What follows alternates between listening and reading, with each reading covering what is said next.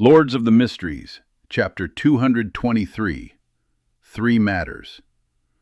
Clenny asked after listening carefully. So, you suspect that the Zell whom the detective saw was someone in disguise? Holding his brown round hat, Ian replied as if he had already thought about it. It's a possibility, but I think it's too difficult due to the huge risks involved. The party was at night, and it's true that the lights weren't very bright. But most of the people attending are detectives with keen observational skills. Just a wig, beard, or cosmetics can hardly hide from their eyes. Perhaps some beyond powers can do it, just like how creeping hunger enables such an ability. There was a little trap in Klein's question.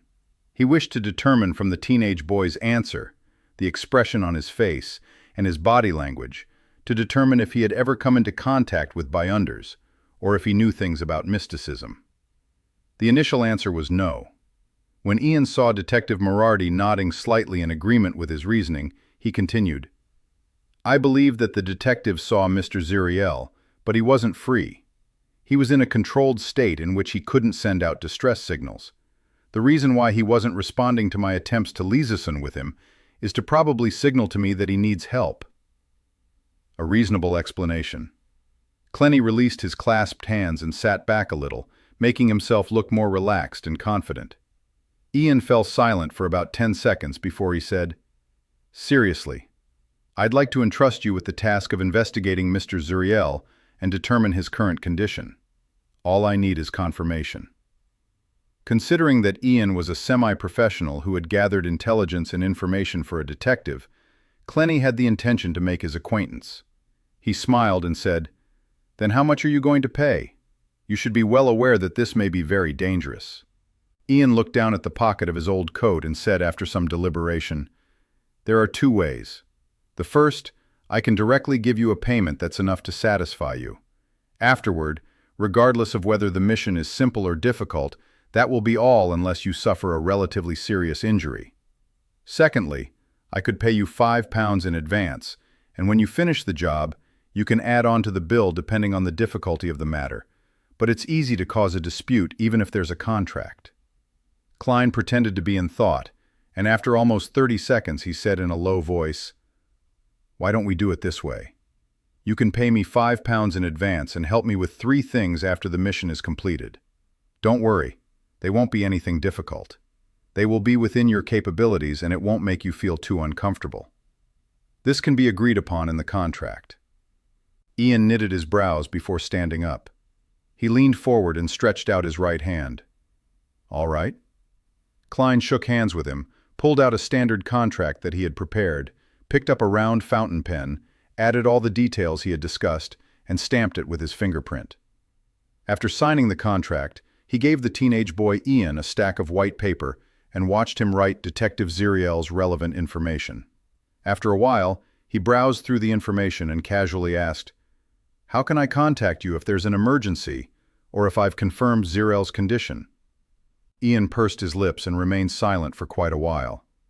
Only when Clenny looked over did he reply in a somewhat stiff manner, You don't need to contact me.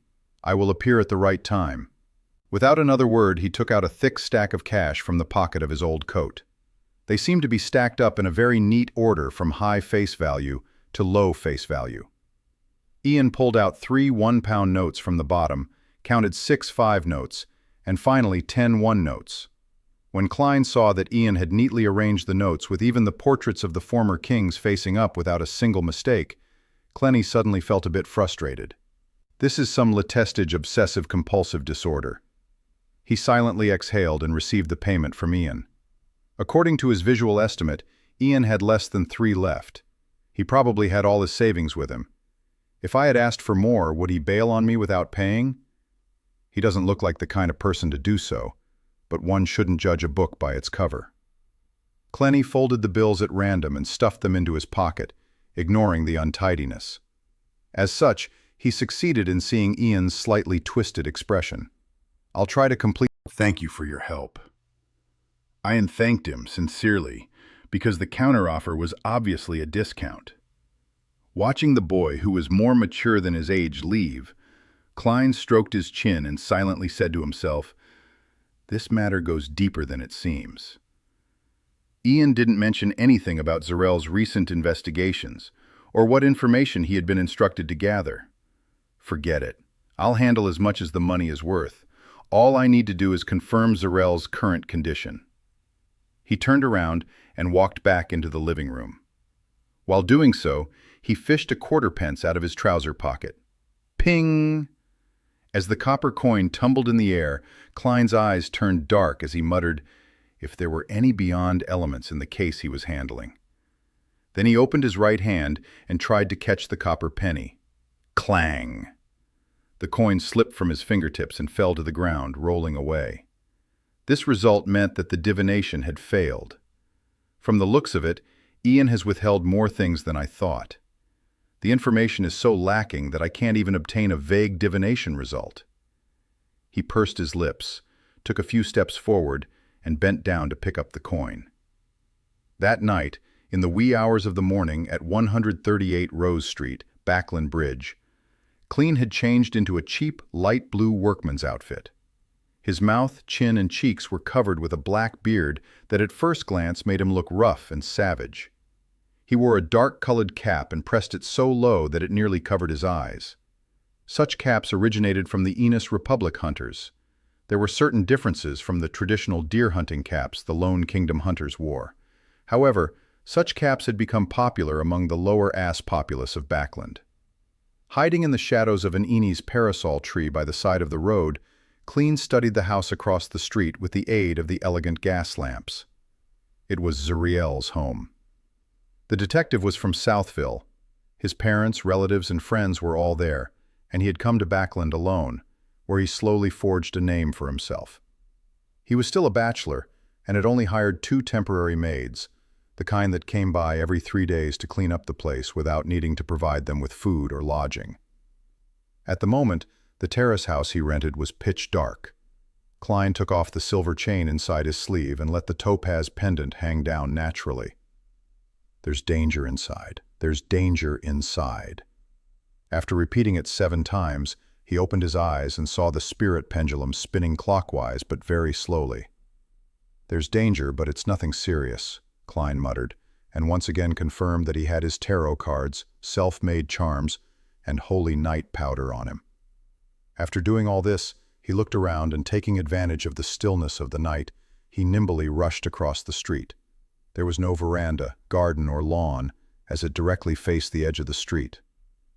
Klein went around to the side and easily climbed up the water pipe to the small balcony on the 2nd floor, where clothes could be hung out to dry. Immediately following that, he took out a tarot card and slid it through the crack, opening the door to the corridor. Following Ian's drawing of the house's layout, Klein walked almost soundlessly to Zarel's bedroom. He lightly tapped his left mirror and activated his spirit vision. Through the wooden door, he looked inside. Spirit vision could see aura colors through obstacles without spirituality. However, it was highly dependent on one's abilities. Currently, Klein was able to observe through wooden doors but was stumped by concrete walls. Furthermore, the scenes he could see weren't too clear. In his vision, he saw 3 humanoid auras in the bedroom behind the door. The colors were blurry and were located in different locations. There are 3 people lying in ambush. Is it to capture Ian or someone else? The bedroom isn't that big. Klein stood in the darkness, calmly considering the results of his observations. At that moment, he suddenly retreated towards the balcony while keeping his footsteps very light. Back at the balcony, Klein took a thin silver slice from his pocket.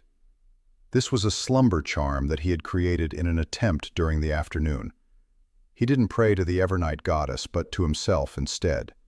He held a ritual in the name of the fool that doesn't belong to this era, the mysterious ruler above the gray fog, the king of yellow and black who wields good luck before entering the world above the gray fog to respond. Since this method was difficult to mobilize the power of the mysterious space above the gray fog, Klein could only use his own spirituality to respond. The charms that he made in the end were worse than normal, but better than the ones he made in his own name. After surveying his surroundings again, Klein covered his mouth and whispered a word in ancient Hermes. Crimson. Feeling the chill of the charm, he moved quickly but silently to the door of Zarel's bedroom again. As he held the handle, he injected spirituality into the thin silver slice. Creak. Klein carefully twisted the handle and opened a tiny crack in the door. Immediately after that, he threw the slumber charm inside. Pulling back his arm, Klein closed the door again and began counting. 3, 2, 1. He abruptly pushed open the door and rolled on the ground. Not sensing any movement from the three people, Klein stood up and, using the crimson moonlight shining through the window, began observing the room. It was a normal, furnished bedroom with a bed, a row of closets, a desk, a set of sofas, and a coat rack. On the other side of the bed, a man in a black coat was sleeping soundly. In addition to that, there was one person by the side of the sofa and another in front of the closet. All of them were asleep. After confirming the trio's condition, Klein walked over to the bed and bent down to find a few short, yellowish-brown hair. According to what Ian had written, Detective Zarel was a man with short, yellowish-brown hair. "This should be right," Klein whispered. He grabbed the few strands of hair and sat down on the sofa. He slowly sat in the darkness, tainted by the crimson light, and planned on using dream divination to find Zarel. Leaning back against the back of the sofa, the corner of his mouth curled